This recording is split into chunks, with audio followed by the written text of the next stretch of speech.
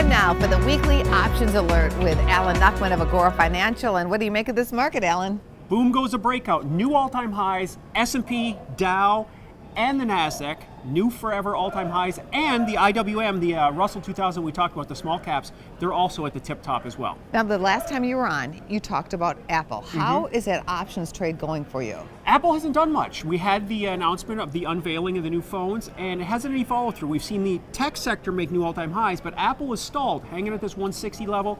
We've got until the end of the week, so let's see if it can get a little bit better. And that's when you'll make your decision? By the end of the week, we got to do something. It's a September 22nd option, so that's when it expires. What about your WPI trade trigger? What are you seeing for this week? New trade, Twitter. Twitter, I know. Twitter, 300 million users. Let's not forget about that. This stock IPO'd at $26 a share. It did. It's been trading between 14 and 20 now for 1 year. So the 17 is an important midpoint level. We blasted above it. What we're looking at here is a $17 call for September 29th, so it's got about 10 days of time. We've seen a bit of a pullback from 1850.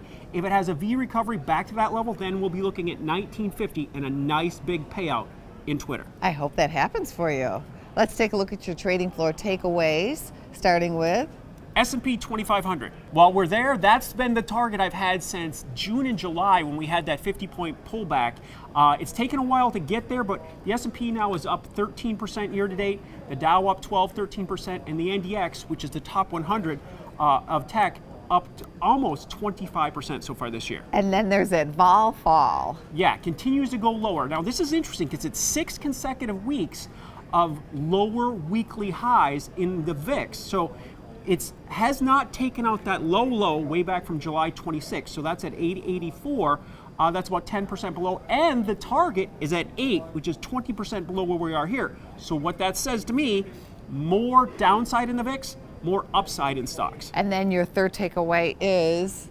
The obvious bull bias, all right? How can you not be bullish? The market momentum and the macro momentum continues to go. There's no ceiling on the market. There's no targets really because we're in uncharted territory. And so we just don't have anything to worry about up above. We're in a momentum market continuing to move. I was looking at a WPI spike in Disney. On the downside, Disney has declined from 115 down to 100. I just wanted to throw that out there because we use this indicator in bullish or bearish environments, depending on what it tells us. It's not there technically yet, and it's really hard to fight the macro momentum. So we will be looking at downside plays. It's just we've seen a lot of bull plays because the market's going straight up. Always a pleasure. Thanks, and have a great trading day, Alan. Thank you.